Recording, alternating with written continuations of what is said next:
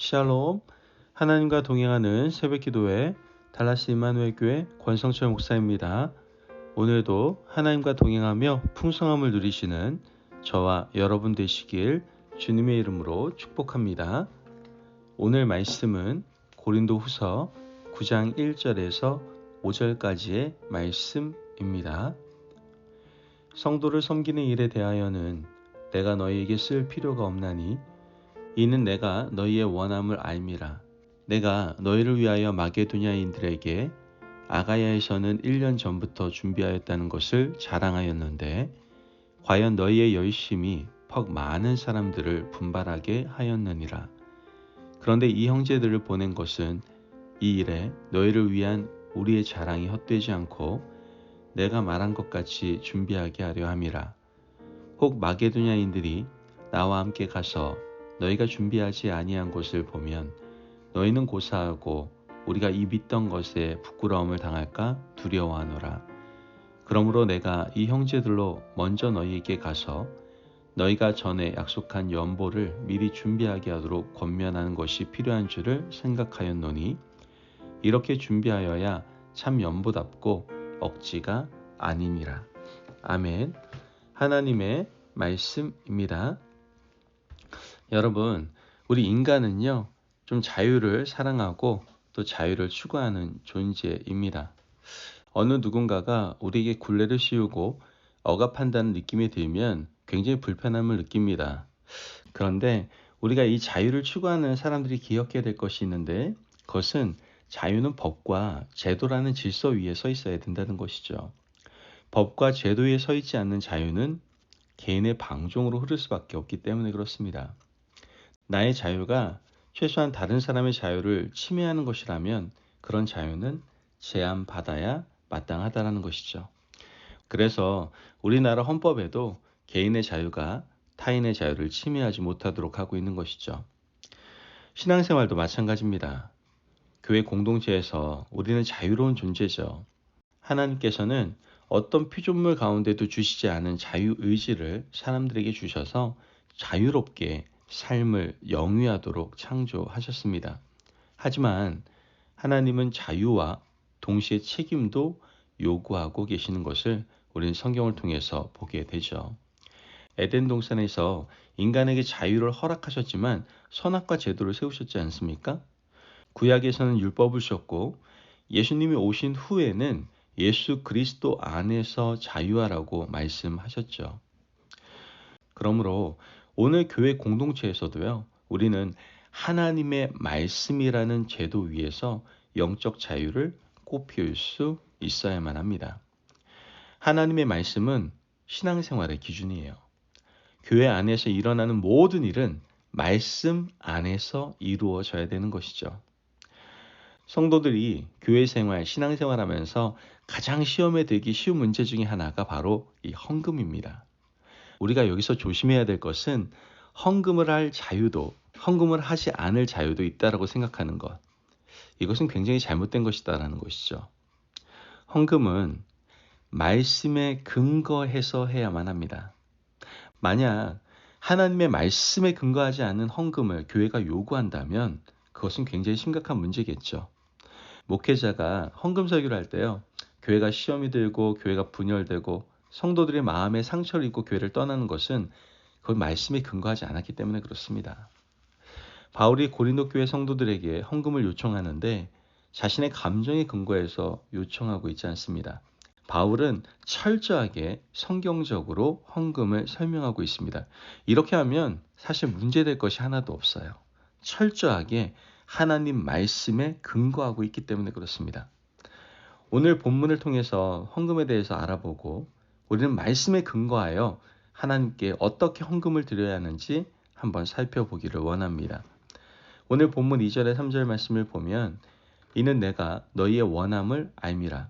내가 너희를 위하여 마게도냐인들에게 아가야에서는 1년 전부터 준비하였다는 것을 자랑하였는데 과연 너희의 열심이 퍽 많은 사람들을 분발하게 하였느니라. 그런데 이 형제들을 보낸 것은 이 일에 너희를 위한 우리의 자랑이 헛되지 않고 내가 말한 것 같이 준비하게 하려 함이라. 말씀을 보면 바울은 예루살렘 교회를 돕기 위한 헌금을 고린도 교회 성도들에게 요청하고 있는 것을 보게 됩니다. 바울은 고린도전서 16장에서 먼저 헌금을 요청했습니다. 이때부터 고린도서를 쓸 때까지 약 1년 정도의 시간이 경과했는데 바울은 이 기간을 통해서 헌금을 미리 준비시켰던 것이죠. 여러분, 말씀에 근거한 헌금은요, 바로 준비하여 드리는 것이다라는 거예요. 예배드리기 직전에 주머니를 뒤적뒤적 거려가지고 없으면 하지 않고 잡히는 대로 하는 것이 아니라 하나님께 드리는 헌금은 준비하여 드리는 것이다라는 것이죠. 준비하는 사람은 유익을 누리고 하나님의 은혜를 받게 됩니다. 기도로 준비하면서 물질은 내 것이 아니고 하나님의 것임을 깨닫고 마음을 담아서 드리는 것, 이것이 바로 헌금이다라는 것이죠. 창세기 4장을 보면 가인의 제사와 아벨의 제사가 나오지 않습니까? 거기서 하나님은 의미 있는 말씀을 하세요. 하나님은 아벨과 그 제물을 받으셨으나 가인과 그 제물을 받지 않으셨다라고 기록하고 있죠. 하나님은 예물만 받는 것이 아니라 그 사람, 그 인격까지도 받는다라는 거예요. 그러므로 우리는 준비된 예물을 드려서 우리의 인격을 함께 하나님께 드려야 한다라는 것이죠. 또한 준비하여 드리는 그 예물은 주변 사람들에게도 선한 영향력을 끼치게 됩니다. 바울은 고린도 교회가 준비하여 드리는 헌금이 마게도냐 지역 성도들을 분발하게 했다라고 말을 하고 있어요. 유럽 북부 지역인 마게도냐와 남부 지역에 있는 아가야 지역은 당시 거리로는 상당한 거리입니다. 그런데 이 소문이 마게도냐 교회까지 영향을 주었고 성도들을 감동시켰다라는 거예요. 빌립보 교회, 데살로니가 교회, 베레아 교회 성도들은 고린도 교회 성도들이 1년 전부터 준비하고 있다는 사실에 굉장히 큰 은혜를 받았습니다. 이와 같이 준비하여 드린 헌금은요, 이렇게 큰 영향력을 가지고 있다는 것이죠. 이어서 고린도후서 9장 7절 말씀을 보면 각각 그 마음에 정한 대로 할 것이요 인색함으로나 억지로 하지 말지니 하나님은 즐겨내는 자를 사랑하시느니라. 여러분, 헌금을 드릴 때 신경 쓰는 것 중 하나가 옆 사람이 얼마 드렸을까 하는 것입니다.